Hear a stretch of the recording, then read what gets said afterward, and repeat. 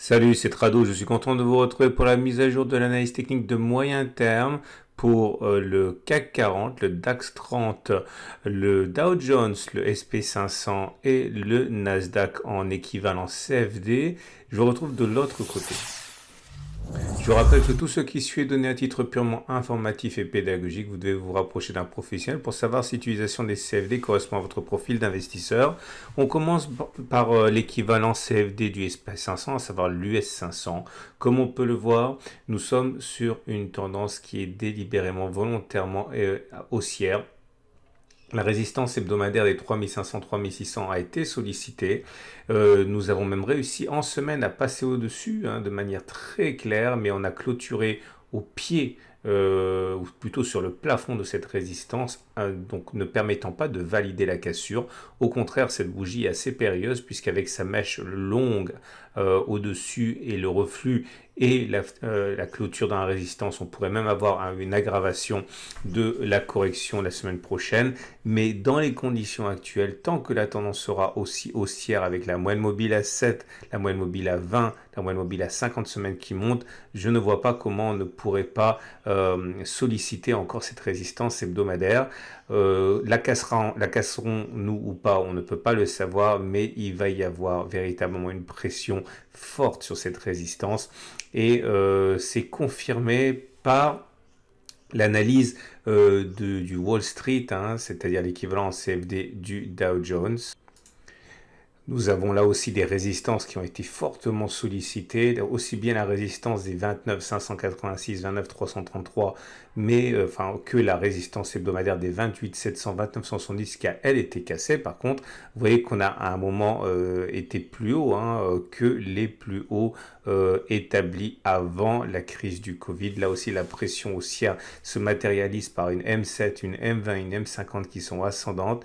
Les agressions de cette résistance hebdomadaire sont susceptibles de reprendre très très vite, même si la bougie de cette semaine est assez négative, puisqu'on acte la résistance en ne parvenant pas à clôturer au-dessus et en se faisant renvoyer par les baissiers dans la résistance et pas au-dessus. Mais je le répète une troisième fois, la tendance étant haussière, il y a de fortes chances pour que cette résistance soit encore sollicitée très bientôt. Le schéma est similaire sur l'US Texan, c'est-à-dire l'équivalent CFD du Nasdaq avec une résistance hebdomadaire des 12 000, 12 470 qui, après avoir fait rempart depuis août 2020, semble être sollicitée à nouveau. Non, elle l'est à nouveau, mais on n'a pas réussi à clôturer au-dessus, on n'a même pas réussi à en sortir, mais dans un contexte où la M7 est ascendante, où la M20 est ascendante, où la M50 est ascendante, les moyennes mobiles montrent que la pression haussière n'est pas démontrée.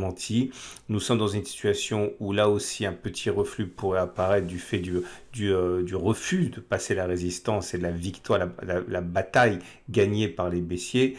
Mais la bataille n'étant pas la guerre, il y a de fortes chances pour que cette zone soit encore sollicitée sous l'impulsion d'une tendance très forte. Et on enchaîne donc à présent avec l'Allemagne qui est dans une situation en nette amélioration également. Regardez le changement depuis 3 semaines. On est venu tester le support hebdomadaire des 11 580, 11 860 avant de se ressaisir violemment et en l'espace de 2 semaines on a reconquis la M50, la M7, la M20. Pour que la tendance soit véritablement aussi haussière que sur les indices américains, il faudrait que la M7 repasse au-dessus de la M20 et que la pente de la M50 s'améliore. Mais globalement, même si la tendance est plutôt favorable, on peut s'attendre à ce que des tentatives répétées de cassure de la résistance hebdomadaire 12 913 170 soient dans les tuyaux. Pour l'instant, encore une fois, c'est un échec. Regardez cette forte zone de résistance. C'était un support qui a été cassé, qui a changé de polarité, qui est devenu résistance et qui a martyrisé les haussiers depuis le 8 juin 2020. Cette fois-ci n'est pas encore la bonne, mais il y a véritablement des velléités haussières évidentes sur l'équivalent CFD du DAX. On va passer pour terminer au France 40, c'est l'équivalent CFD du CAC 40. France 40, et je pense que c'est le grand vainqueur de la semaine écoulée, puisque là aussi, en l'espace d'une semaine, regardez, la M20, la M7 et la M50 ont été franchies à la hausse. On était le seul indice à être resté pendant toute la remontée en dessous de la M50. C'est terminé. Maintenant, nous aussi, nous sommes au-dessus. Alors, la tendance n'est pas aussi belle que sur les autres indices. Nous sommes toujours avec une M50 qui descend.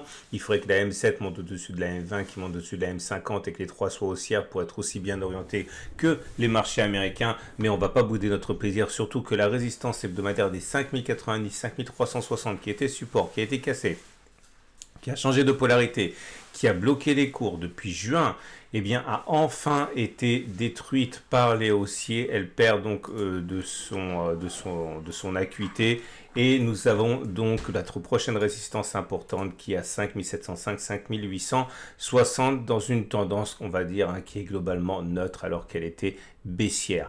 C'en est terminé l'analyse technique du moyen terme. Je vous invite à regarder à la fin de cette vidéo l'analyse qui prépare la semaine de trading pour les indices et également pour l'euro-dollar, le bitcoin, les cryptos. Et je vous dis à tout de suite.